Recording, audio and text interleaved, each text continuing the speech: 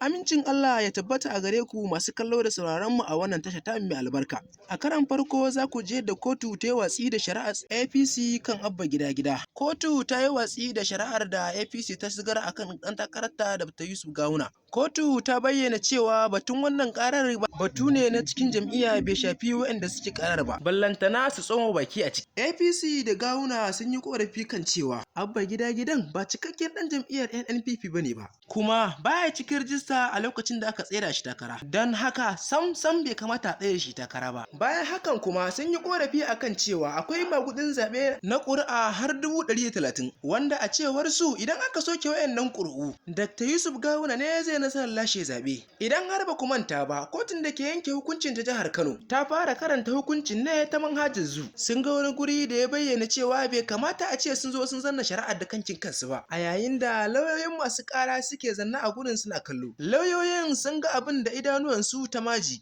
Sai dai ba a bayyana dalilin rashin zuwan alƙalin a hukunce ba. Amma wata majiyarsu ta bayyana ma wakiliyar Aminiya cewa kotun ta yi haka ne saboda dalilin tsaro. A gabanin yanke hukuncin an ta tayar da jijiyar wuya a tsakanin jam'iyyar adawa ta APC da kuma jam'iyyar NNPP da ke mulki a jihar ta Kano. Sannan kuma babban alƙalin kotun ta koka ga bisa yunkurin ba da cin hanci da aka yi. Idan za ku iya tunawa a baya-bayan nan Abba Kabir Yusuf ya sallami wani kwamishina a bisa zargin munakisa ga alƙalan kotu akan ba su rashawa da aka yi akan murɗe shari'a. To masu sauraron mu duka anan muka zo ƙarshen wannan shiri. Dan Allah idan yau ne farkon zuwan ka wannan tasha ta mai albarka ka daure ka danna mana alamar subscribe sannan ku danna alamar ƙararrawa ta yadda za ku samu labarai makamantan wayannan da zarar mun dora. Mun gode. Sai mun haɗu da ku a cikin wani shirin.